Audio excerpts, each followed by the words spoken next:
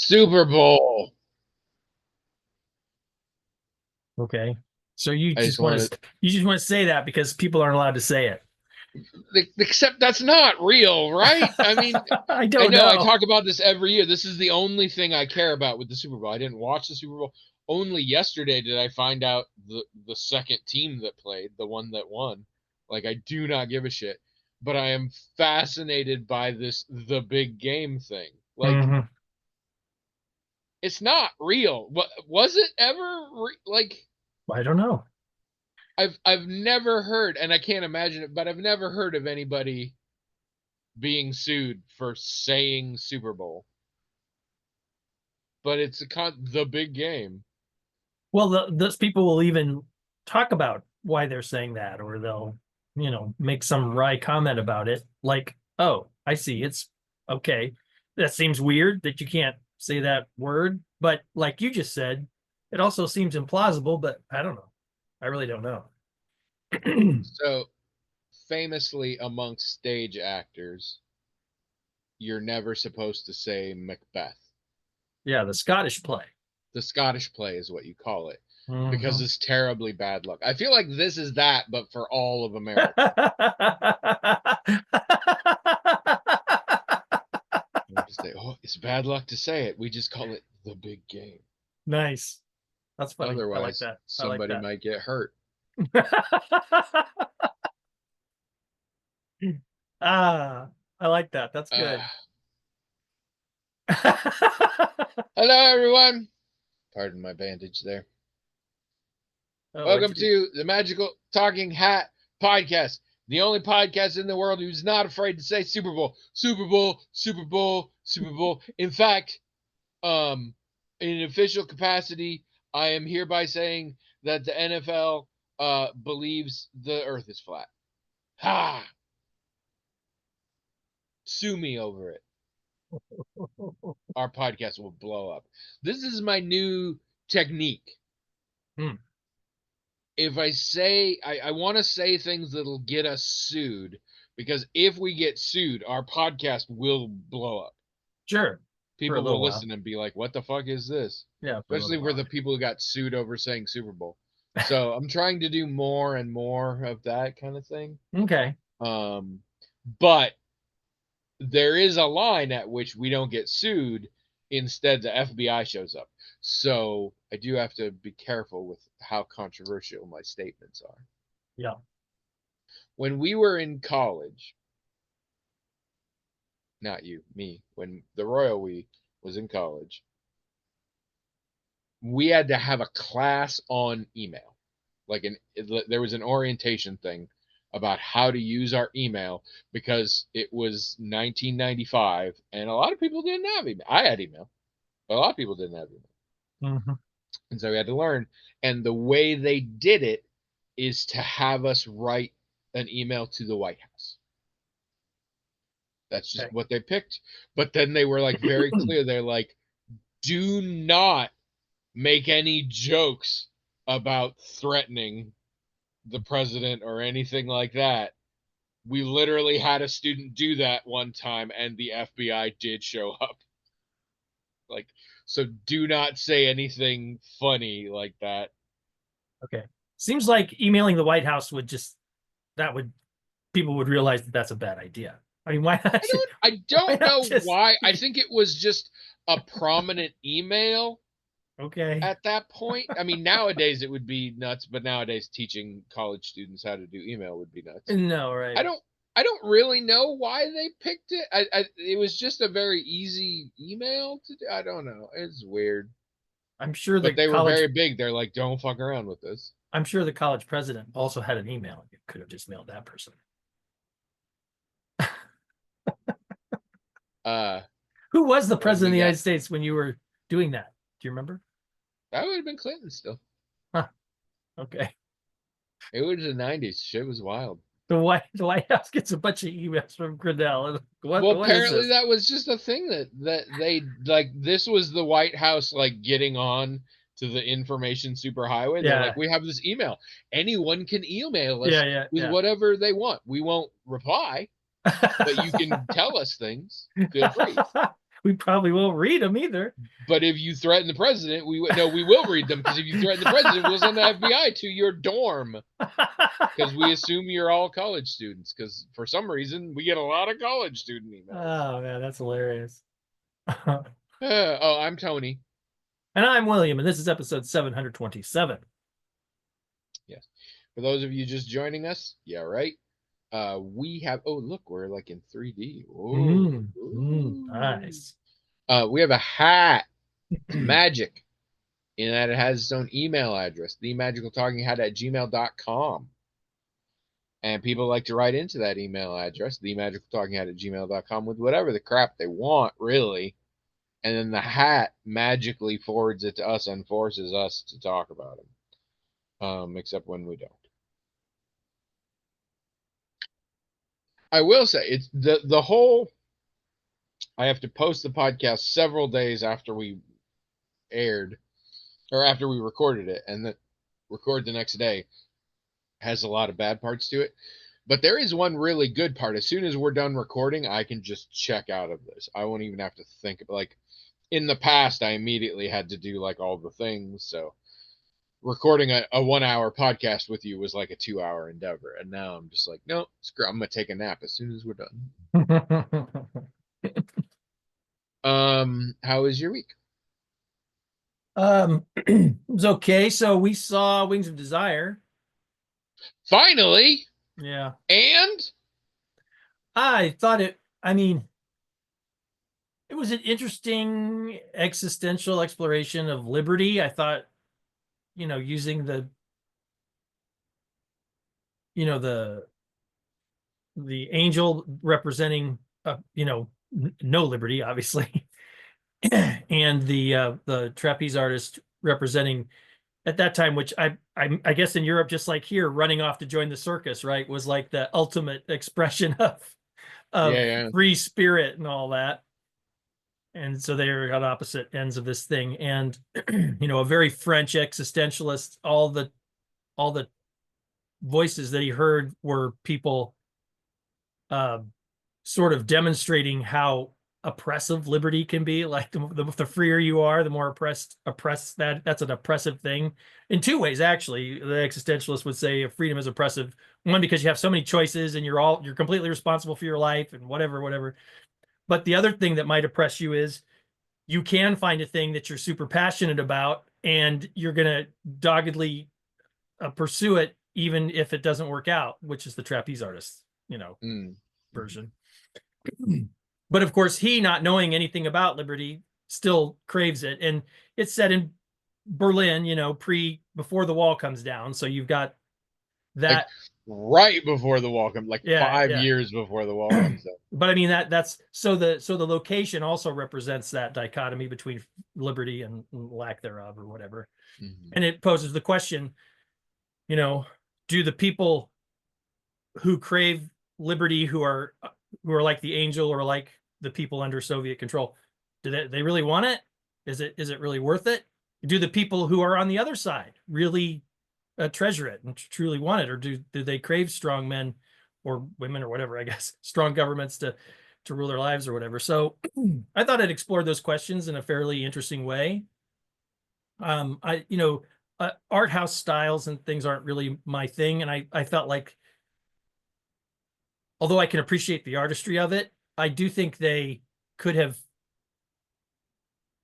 they belabored some points, and I think they could have fit more in if they'd made the point of whatever the scene was supposed to be saying and moved right on to something else. But overall, I thought it was quite good. Yeah, I really liked it, and I thought it did better a good or job worse than City themes. of Angels. What's that?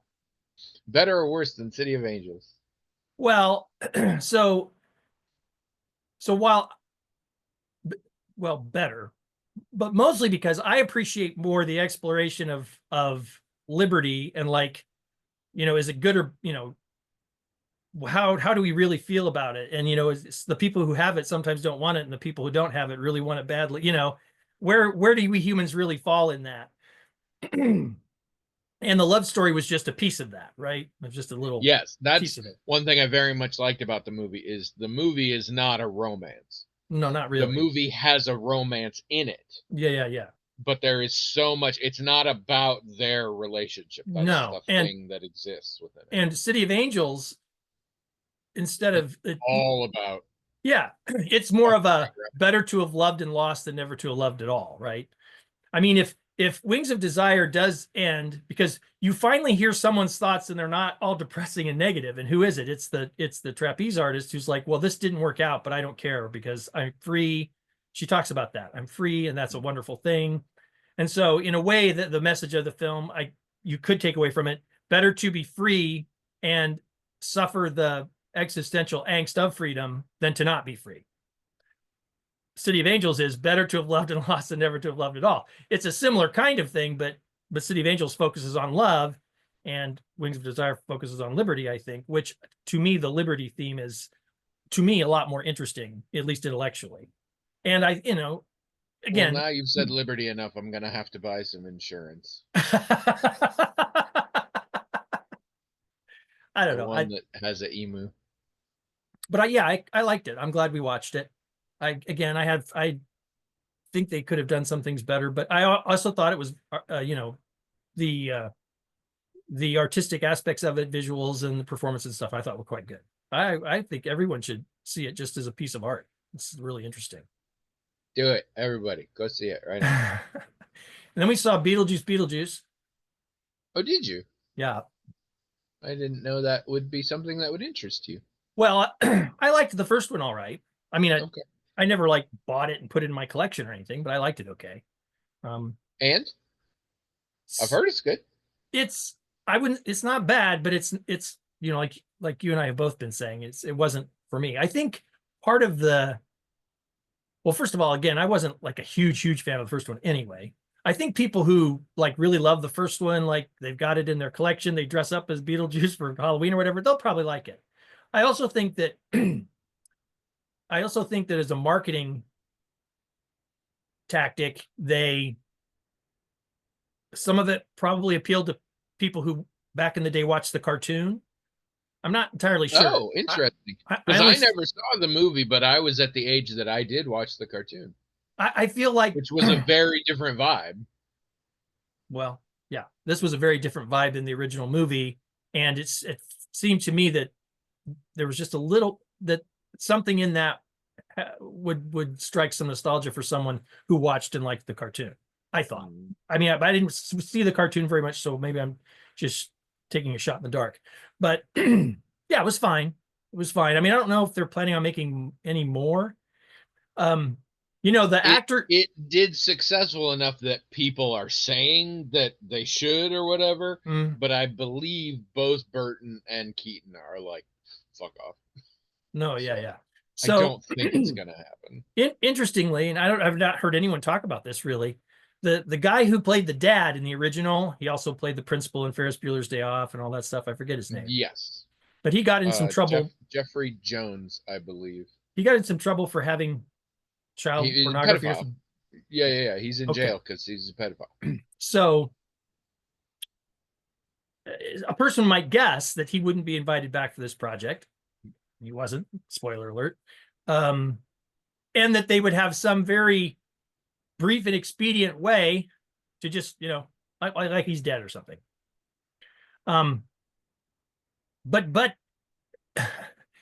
in a way, he was in it a lot more than I expected. Yeah, they did something weird. Like, was he like only part of a body, or I can't remember. Well, shall I just say? Does it matter? Do you think? I mean, yeah. Spoilers for Beetlejuice, people. Whatever. So, live your life. So there were scenes. Because I heard about this, but I already forgot what it was. There were scenes where, had this guy not had a scandal and been willing to come back, that would have had him, the whole him, face and all. But they animated those parts. As a story was being told about him and what happened to him, they showed the scenes that were being described in the story about what happened to him, and they were animated, like claymation animated. Maybe I didn't know about this. And then, interesting, because of how he died, a shark came and like bit off the top half of him. Then when you Mhm. see him in the rest of the film, because you always look like what you look like when you died, it's just a headless and almost shoulderless thing running Okay, around. that's the part I had heard of. Yeah, no, I think that's clever. I like that. But it's also weird, right? It's like the first thing you would think is like, we can't call that guy back. Well, we'll just have him be dead and something. But of course, part of that in Beetlejuice, but he's dead. But like the whole thing about Beetlejuice is the people who are dead are still alive in a way. Yeah, yeah, yeah. So how do we do that? And then someone must have come up with this crazy idea. Which okay, but then there's the part of, but when they're telling the story and we want to show the backstory of it, don't want the actor. Now the claymation thing looked like that actor, Yeah, right? It's like obviously whenever a voice was used, it wasn't his, but yeah, yeah, yeah. and you could kind of tell, And obviously they don't have to pay him. right? So I thought taking a strategy that would still have the character in a way in there a lot was an odd choice, but it was okay. It was funny in a lot of places, that whole thing. I So mean, I'd hope so. It's mostly a comedy. no, I just mean it worked comedically for Okay. this guy to be running around and without a head and not much of the shoulders, and sometimes some Oh, blood I would thought you spurt meant the up. movie as a whole was funny, and I'm No, no, like, no, no, well, no. Just it should be. the parts with him in it paid off. I thought, at least comedically, more or less. Um, Uh, so. I think I've talked before about oh, what's her name? There's a very famous Vocaloid, Hatsune Miku, I think, and she's a very famous like virtual. For those who are not familiar, a virtual idol. In Japan, there are some of these that are wholly CG Vocaloid creations that are sort of celebrities because they put out music and things. Um, but I mean, it's like a cartoon, but taken to a different level. But there was a tendency for a while uh, to attribute things to Hatsune Miku when the original creator you didn't like anymore. Like the one I remember is everybody going around saying Hatsune Miku wrote Harry Potter Oh, when all the turf shit came out. And it yeah. was a weird sort of Gen Z thing of like, no, we're just gonna go. And I'm like, I don't know that this helps. I mean, when you say Hatsune Miku wrote Harry Potter, I immediately think of J.K. Rowling, so you're not helping. But whatever. But I remember the Scaredy Cats, Mildred on Scaredy Cats, did some horror movie that guy was in, and he just every time he referenced that actor, instead he said Hatsune Miku, and he put like an image of her over the top of him, and he said like it stars this person, this and Hatsune Miku, and that was really fun because it would just be like the face over his body. I thought that was cute. Yeah, that it seems like there was another film saw, but I don't think it was worth talking about. I'd remember it. But you've got three. I've got four technically. Oh, I've got four, more yeah. than that. This is the problem. I've watched a lot of movies for some reason. I've just been watching a shit ton of movies. Most of them have not been worth mentioning, and I didn't think I had anything to talk about. But apparently, I've been watching them more recently than I thought because I checked my little notes app and I had three there, and I thought of a fourth one I wanted to talk about shortly. But first, Mm. uh-huh. I want to talk about a video game because I'm Oh, playing a new okay. video game. Oh, cool. So Baldur's Gate is not locking me in as a winter video game, Oh. and I've been having a hard time figuring out why, and I think I've got there. There's no casual bit to Baldur's Gate 3. Mm. Like you can't well, this is the thing, nothing respawns. You can't grind. You're never going to be you're everybody's always going to be at roughly the same level at different parts in the story, assuming they did all the side quests. Like you can't go back to an area and kill again. And so there's just not a lot of casual stuff, and we've talked already about the anxiety I have that like the game isn't real forthcoming on telegraphing what the best decision is and stuff, and so it kind of freaks me out. And so if I'm not in a mood to get intense with it, I don't want to play that game.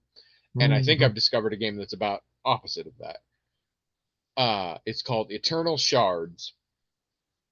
It's on Game Pass, which is how I managed to get a hold of it. But I saw a couple of different things, and it's really it's a very simple game. Nothing about it stands out. It is the developer's first game, and it really feels that way. And every individual component of it is not that interesting, but the sum of the parts is really cool.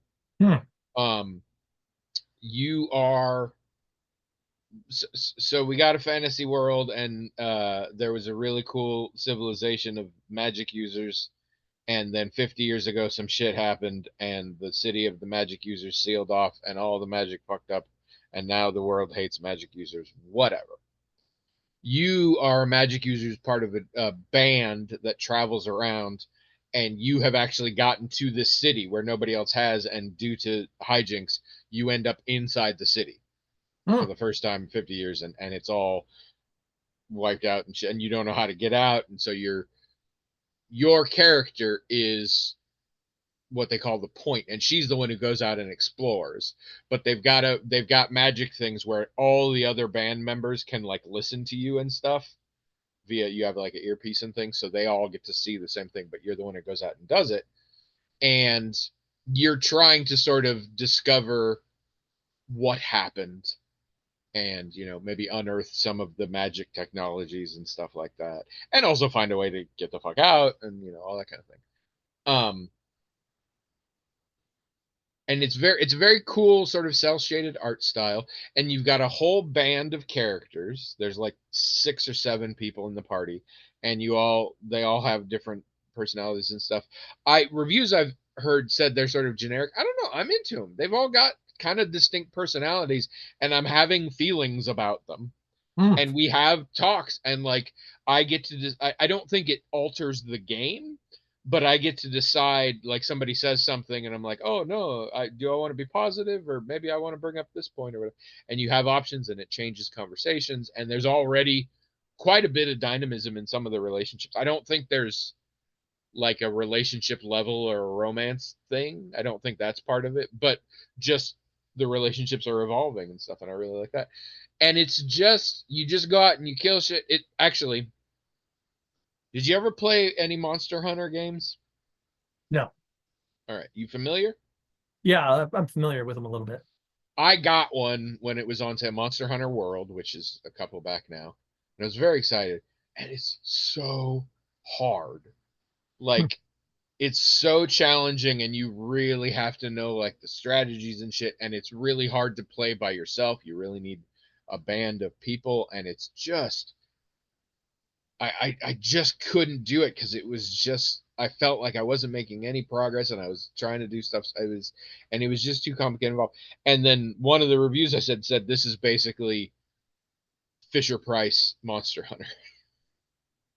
This is like baby's first Monster Hunter, because it's way more simplified. But basically, you are going out and exploring and finding new resources, a lot from animals that you kill, and bringing them back. And I really don't want to go into a lot of detail, but the way they've handled equipment and upgrading and creating new equipment and stuff is very interesting and kind of unique, involving material. The materials aren't as distinct as in other games, but they come in levels, and like you can build something, and then later if you find better materials you can put those in, and then you can also there's a whole bunch of stuff.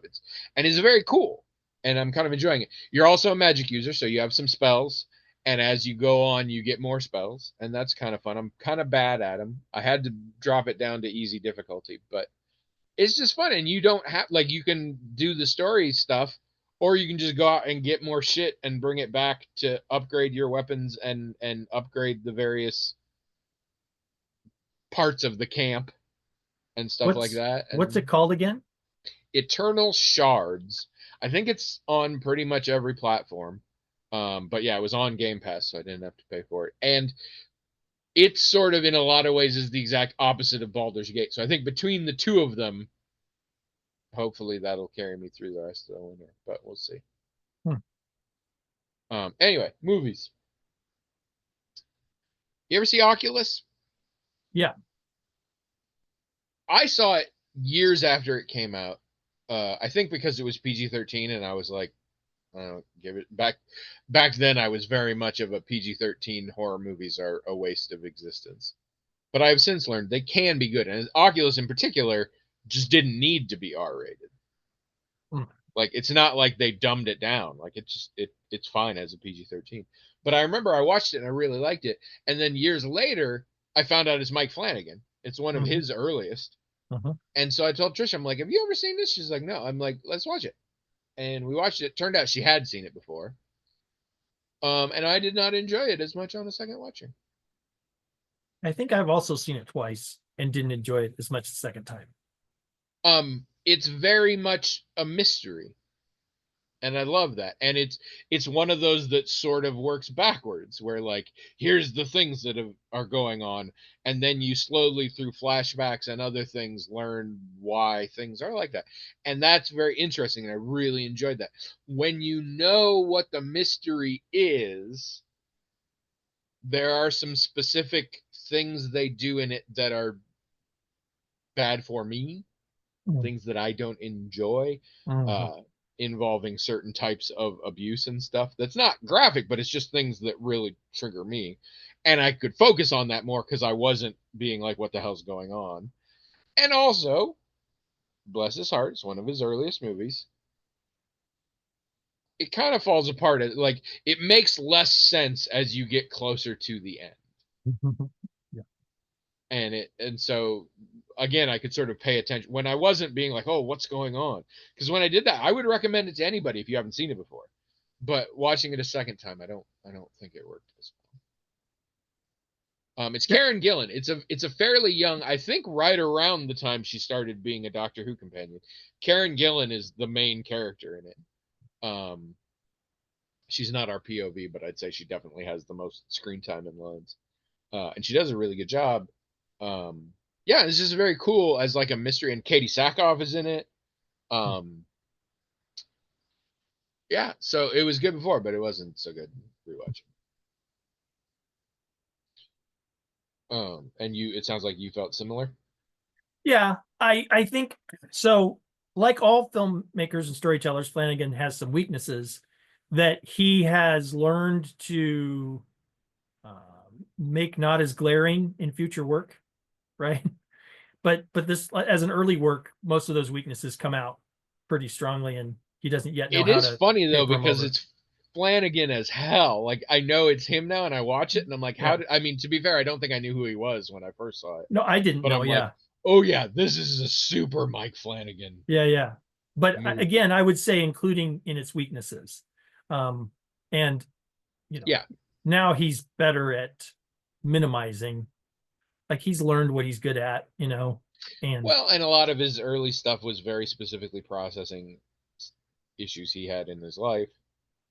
And that's gonna turn. What's really funny, Katie Siegel's in this movie, which I didn't realize, his wife, but also I mean, she's been in a bunch of stuff. They didn't get married till 2016.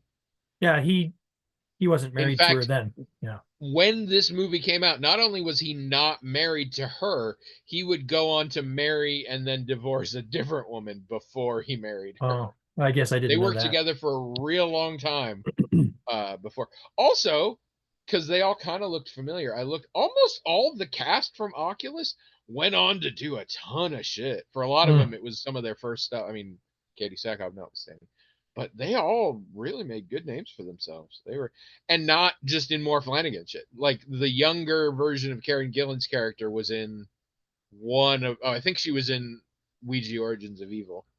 Mm. But otherwise, there's not, and obviously Katie Siegel is in everything he does. Um, but yeah, I was like, wow, they all had very successful careers after this, so that's cool. All right. Um, Creation of the Gods, Part One, Kingdom of Storms. Part one, Kingdom of Storms. Yes, it technically doesn't say Part One, I guess, but it's a big old Chinese fantasy wushu thing Mm. that Trish knew about because the second one just came out and is like in theaters right now. Yeah. And it's fun. It's pretty long, and it's about, yeah, it's old legend, and involves kings and gods and all sorts of stuff, and it's kind of fun. It's kind of silly. If you like Chinese fantasy, big wushu, like this is definitely a Chinese made film. And if you like those kind of like epics and whatever, it's a fun time. So check it out. Um, we also saw Hellboy, the Crooked Man. Oh.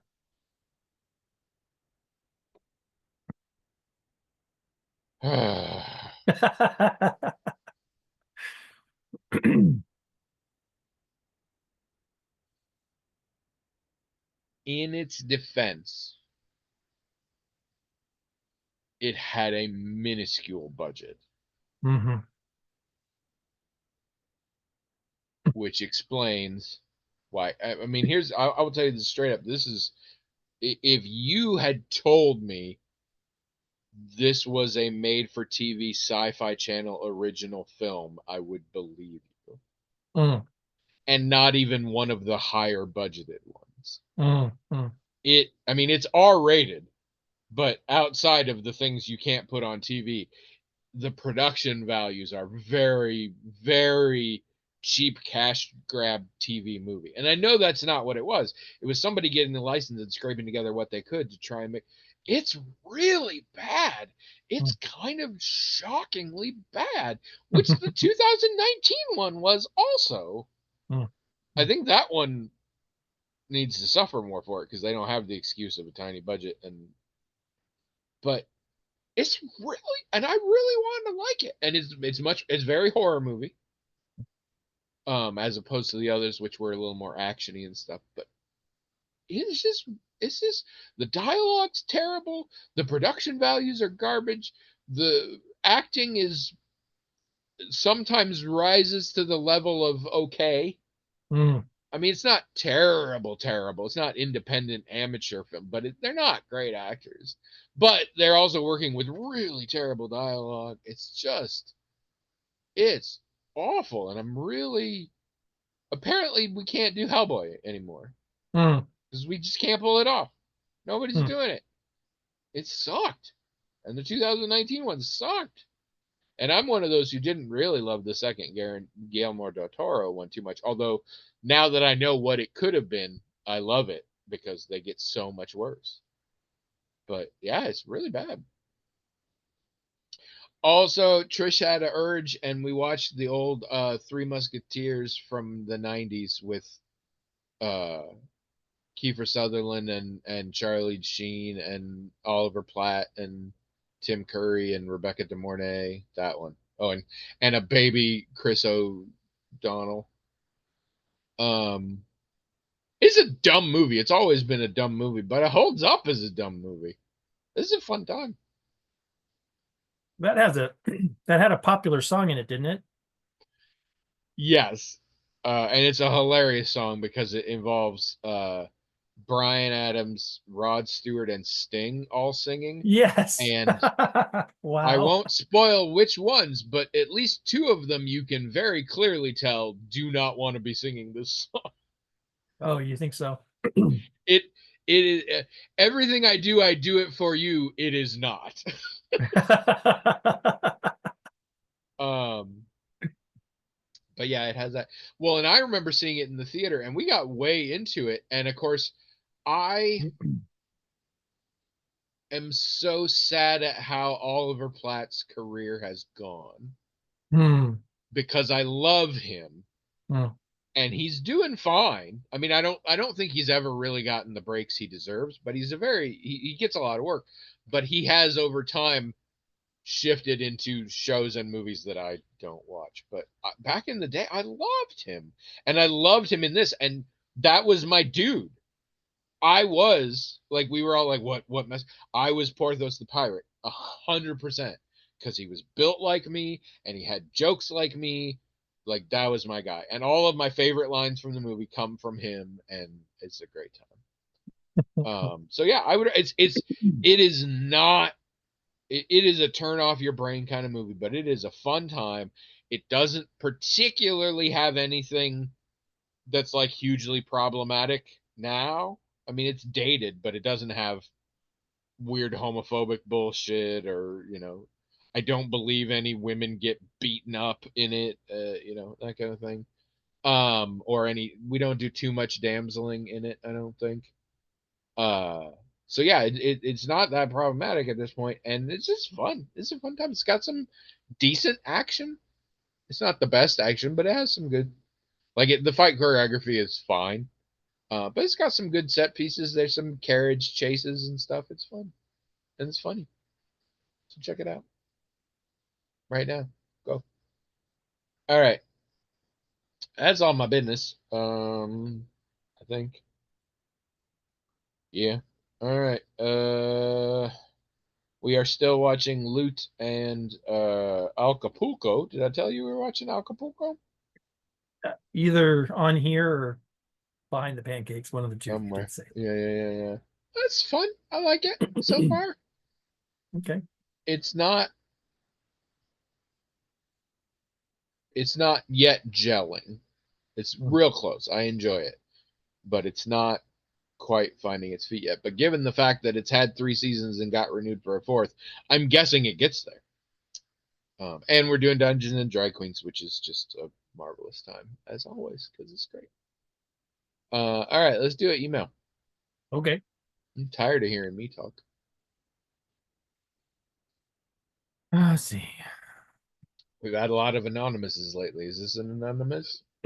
No, this is Azure Town. Oh my goodness. The next best thing to anonymous. Okay, I'll give you a decent one, he says. Oh.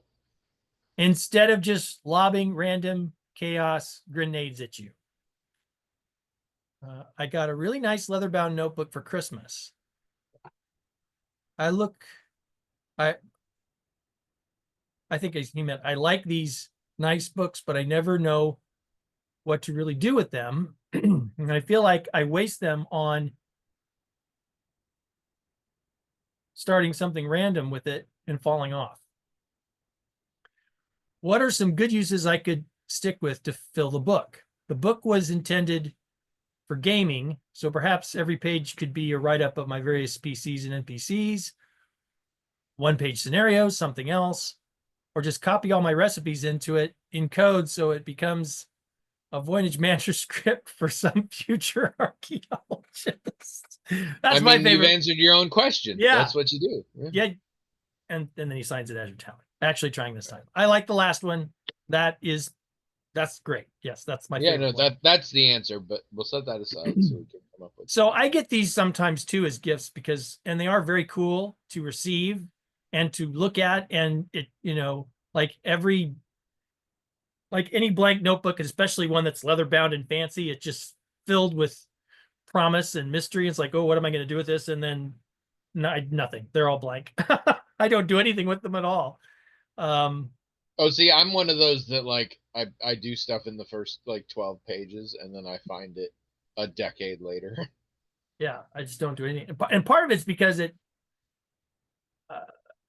so I only first started getting them, after I was used to doing things like when I started college, I had my own word processor that I brought to college. You could type on things at the library.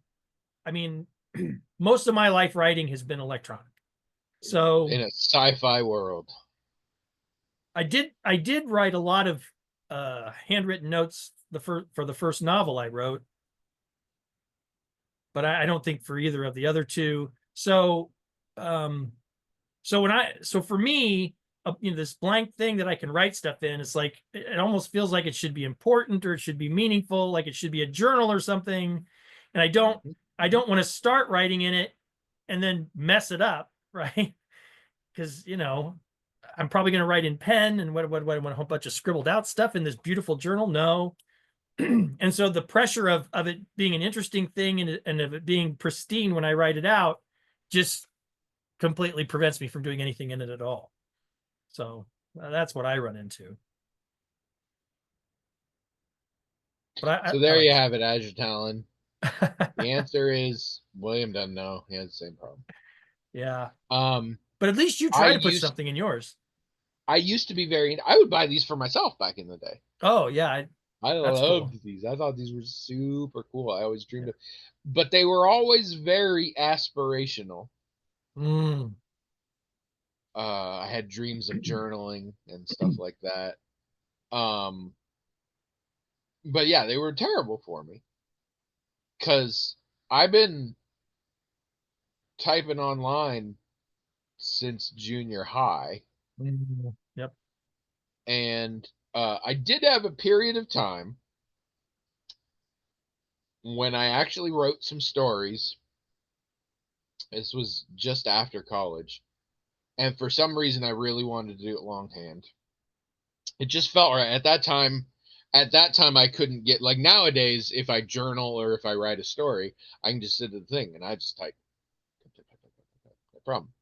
Back in the, I don't know what it was, but instead, I remember specifically one where I had this idea and I left. I had to work till noon on Saturdays. That's how my job was back then. And I went to the store and I bought a notebook and some ballpoint pens and I went to the local coffee house and got a coffee and then just wrote and wrote and wrote and wrote and wrote and put out a couple of stories out of that. But I could never do that with the fancy ones because again, this idea of it should be special. Mm, yeah. Right. And I think, I mean, the answer I discovered is these aren't for me. It's not my kind of thing. I want it to be. I would love it to be, but it's not. It's not how I operate. It's not. I need a laptop, not a book. I mean, I don't even read physical books anymore, so I only use my Kindle. Uh, Here's what I'm thinking.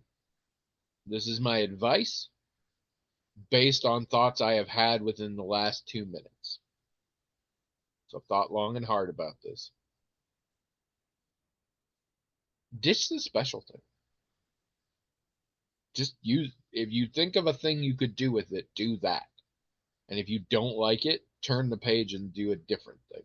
Stop worrying about it being special. It's never gonna be special because you're gonna be too scared that it's not special enough, or you're not, or you're gonna be intimidated again by like, what if you write the word wrong? You're gonna Mhm. cross it out. That's gonna look terrible in a fancy journal, Yep. which means you will just never use it.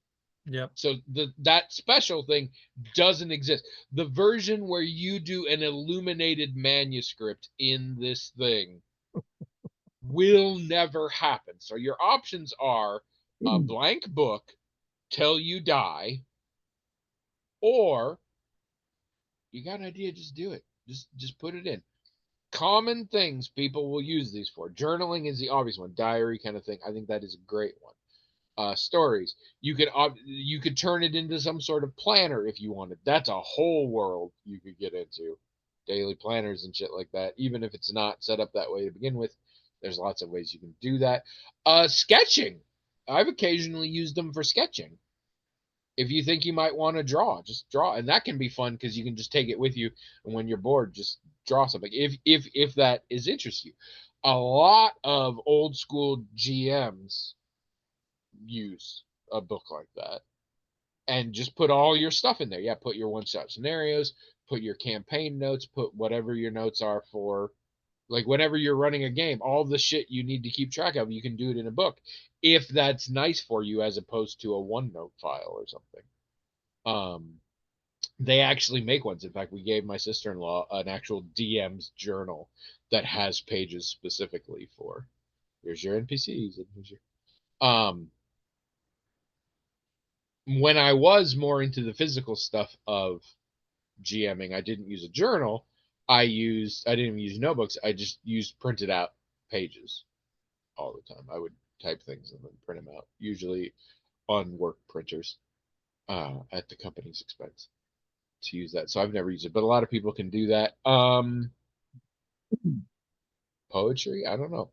What are things in your life that you might do by hand? Do them in that book. The end. Mhm. That's probably good But yeah, advice. you got to get off this special thing. You too, Mister. Or I don't remember where you are. To me, you're right there. So Um, the thing about journaling, though, just do something with it. sure. The thing about journaling is, so there are lots of, of course, I lived at a time before I had a bunch of electronic means to take notes, and I took notes on many You live things. in a time before they had written language, so And if I ever find anything that I wrote before, I, for a lot of people, finding something they've written before, especially if it's journal, but sometimes even if it's not, it's like meaningful. It's like, oh, this is what previous me thought, felt, or whatever. Oh, this is interesting. It's good for me to be able to look back on this. This is exactly why I wrote this down. So 30 years from now, I could look at it and have this feeling. And I pretty much did that feeling. I'm like, okay, same. this is dumb. Throw it away. I mean, I like even my notes for my first novel. It's like I took those notes, I used them. They're irrelevant You made a now. novel. Yeah, throw it away. It's their work is done. Yeah, Yeah, no, I'm same.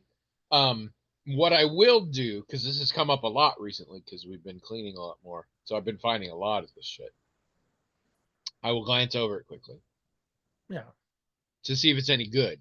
Or if there's something I forgot that I was trying to remember 30 years ago. Yeah. Those keeping records, fuck it. But yeah. I will keep my writing. I will look and see, and a lot of it is shudderingly terrible. Yeah. And I'm like, let's throw this away right now. I don't like being reminded it exists. Yeah, I don't want anyone else to know either. A lot of the poetry circa 7th to 8th grade. Yeah, right. Yep. But on occasion, it'll be either, this is kind of good. I could maybe rewrite this and it'd be nice. Or, and this has only happened on occasion, but it does happen, I fully don't remember writing this story, but I clearly did. I think I want to read it, and I don't ever do that, but I set it aside intending to, right? As with most things. So those, but otherwise, throw them away. Yeah, I don't. I found we had to do a journal, and it was a big hardbound thing. We all had to do journals in 6th grade, and I did sort of look through it a little bit. But then there was a picture of my 6th grade class, a photo that had been pasted inside. I took that out. I wanted to keep that, and then I tossed the whole book. Yeah, I mean, yeah, sometimes I'll find something. Oh, wait, that was a good idea. I wrote that down as an idea. I'll keep it. But for the most part, and I'm like this with photos a little bit too, I have to say, and maybe unfortunately, it's like, this is the past. This doesn't matter. You and I have discussed this, I think, offline. Maybe we've talked about it on here, but neither of us is particularly sentimental for the past, or at least actively. I am sure we both have shit buried in us where we are unconsciously trying to achieve feelings we had in our past or whatever. But on a very conscious level, you and I both are like, always get better. Yeah, really. But I mean, you don't need to go. It's a funny story sometimes, but we don't sit around and reminisce or ruminate or any of that. There are things I treasure. Like this picture back here that Jazz did and stuff like that. That if I was moving and I was throwing out a whole bunch of old stuff, I would keep these things. But almost none of them are a picture of an old picture or an old piece of writing or anything like that. Yeah. Almost all of it is something someone gave me that I treasure because they gave it to me, really. Oh yeah. And that's it. That's it. Yeah. So, yeah, we're the same on that. And I think we're unusual, but I don't ever know. If you guys know if we're unusual, tell us at the blog, themagicaltalkinghat.com. Yeah, I really like Moleskine journals. Oh man. I didn't buy very many of them because I didn't trust myself. But every once in a while, I'd convince myself I was going to do something cool with it, and I'd buy it, and I'd never do anything cool with it. Well, okay, so I've never bought one. The reason being, because I feel this, everything you said earlier is what I feel. It's like if you'll either never come up with a special thing to put in it, or you'll put something ordinary in it. But I'm not going to buy a fancy journal to put something ordinary in it. So that's why I've never bought one. But people buy them for me. But that only ups the pressure to put something special in it because someone else bought it. Again, it's dumb, but that's just That's just my thinking. I realize it. I Find mean, out. the real answer is we shouldn't have them. Well, some people This use them, this and that's is great. this is like the whole the Nietzsche thing again. The best thing is to never have been born. Uh, the best thing is to not have these notebooks come into your possession, because I feel like we've all established, by all I mean you, me, and Azure Talon, we don't fucking use them. But barring that, as Nietzsche would say, if you can't never have been born, you should just die. Uh, just use it. Just do something with it, because otherwise it's pointless. Or sell it or donate it if you're not gonna Yeah. do it. But don't stop waiting for special. Special will never happen. You're gonna accidentally write a word wrong, and you're gonna have to cross it out. It's never gonna be pristine. Again, the illuminated. That's what we're all imagining. Is we made an illuminated manuscript. Let's be honest. Or a book Where of people are going to shadows. look at this and be like, wow. And like your children are going to want to scan it and save it, like all the pages and shit. That's what we're picturing. Yeah. It's not happening. I'm sorry to break it to you. But what can happen is every day you try and draw a more and more detailed stick figure on each page and turn it into some sort of flip book. That can happen. And you say, well, that seems like a shitty thing to do with a really fancy journal. Less shitty than just never, ever, ever Then doing never doing anything. anything. You know what I should do? So another I thing to push mean, don't toss me a softball like that. I have a lot of answers to that question, and I don't think you as like a them. as a genealogist, there's also pressure because it's like, so because I'm a little bit hypocritical about this, because the fact of the matter is I do like finding stuff that ancestors or even just historical people have written. I do enjoy that. So it's like, But that's academic curiosity. I have that too. no, I suppose that's true. So what I could do is I could just sit down and ask the question, what would I like some future genealogist or historian to see when they open this book? Yeah. And like, well, a better way to ask it is, what kind of, if I found this in someone's stuff, what would I want to see when I open it up? What would I want them to have written in it? What would I want to talk about? And the truth is, it's pretty mundane stuff, really. Like just what it was like for them to live in that time. And if they're telling me that, they're telling me that from their perspective. So I'm also getting to know them, right? How they see the world through their eyes. So I get both. I get both a good historical text on in like what day-to-day life is like, but I also see what's important to them, what they value, how they process their reality. That's what I'd like. All right, Now, so do that. well, okay, but it's easy to describe, harder to do. But I don't know. Maybe if I sat down, I would and be able now to do it. I'm thinking, because as you were talking, I invented the Tony version of this.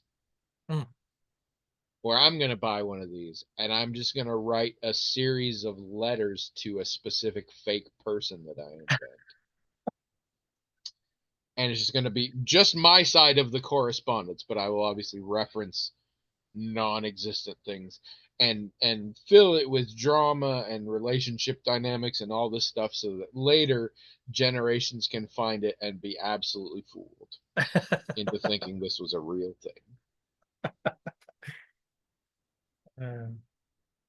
That's what it really comes down to, the difference between you and me. We want to do the same things, and you want to do them because you're like, this could be really useful and interesting. And I want to do them. I'm like, this could be pretty funny. Same things. Yeah, same things. Different. I think our political views are the same way. We tend to lean the same way, but you're like, because this is the way that the world can best live and everybody be happy. And I'll be like, if we do this, it'll be pretty funny. So priorities. Yeah. All right. Shall we do our this week's side quest? Yeah, why not? I literally moments before, in fact, I think I have a response to it. Moments before we started recording, I actually I was talking to my sister-in-law who gave me these over text, and I was like, we actually started using these in the podcast.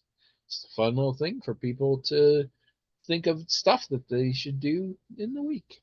Just a little something to keep you busy. Now, unfortunately, none of these cards say go to the blog magicaltalkinghat.com and talk to us, or email us themagicaltalkinghat@gmail.com. But that's always your side quest, so do that, please. And you too can be like Azure Talon and anonymous, or anonymous Azure Talon. All right, pick a number between 1 and I'm gonna guess 52. Me?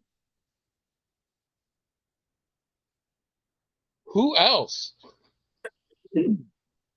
Literally, who else could I be saying that to? Well, I mean, you're talking to the audience, and sometimes you ask them questions and you sit there and actually listen. So I can never tell. Well, yeah. I guess I didn't mention you by name, so I wasn't referencing you. 3. All right. Wow. All right. I was just gonna estimate, but I can literally count down that far. All right. 3 right here. Feels thick. Is it 2 cards? No. All right. Oh, this is a spacey looking one. Because it has a rocket on the back. Oh no, it has a spaceship on the front. They all have a rocket on the back for some reason. You might want to do this one. Okay. Take a virtual tour of the Smithsonian National Air and Space Museum. Ooh, I didn't even know you could do bet that. you can just do that online. Yeah, I might that's check cool. that shit out. Yeah, That'd me be too. neat. That is neat.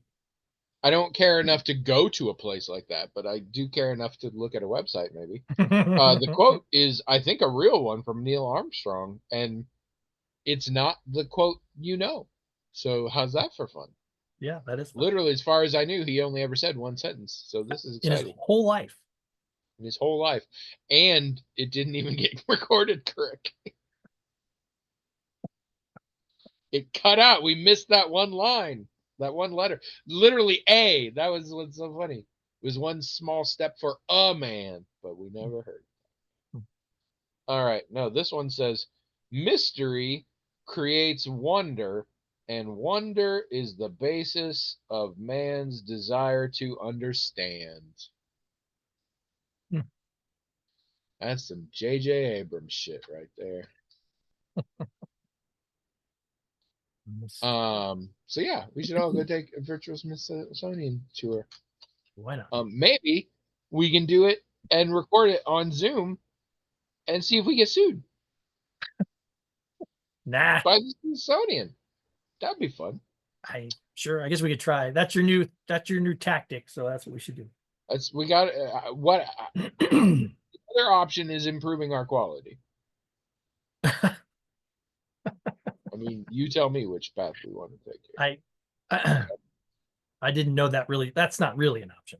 We just can't do it. This is what I'm saying. So we got to get sued. Right. That's all we got. I haven't been honest about it. I got laid off and I'm now retired and I'm a homemaker. I'm just waiting for this podcast to kick off. We have zero plans for retirement. It is entirely based on monetizing this podcast. So come at me, Smithsonian.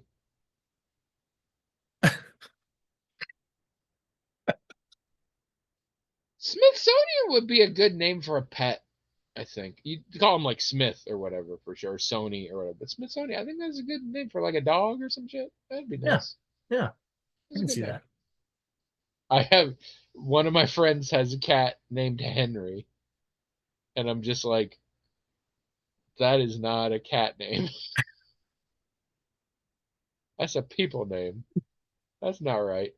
And then I was reminded that my cat is named Adewale Little Guy Fur Parsons, which includes names of a fictional escaped slave pirate from the Assassin's Creed series, a nickname, apocryphal Duke of Hell, and my family name. So maybe I don't get to judge people and how they name their cats. Ezzy's middle name is Stinky Butt, although I didn't give her that, and it is warranted. Um, all right, everybody, we will be back next week. Maybe by then, it's looking very likely that we're going to go to the theaters and see Love Hurts this weekend. Okay. So I'll be able to talk about that. I'm very excited about that. And they already dropped the pitch meeting for it, which drives me nuts. I won't watch it, but I'm like, it's there. I want to watch it, but I don't watch it. It's spoilers. Um, all right. Everybody get out of here and go to the Smithsonian virtually.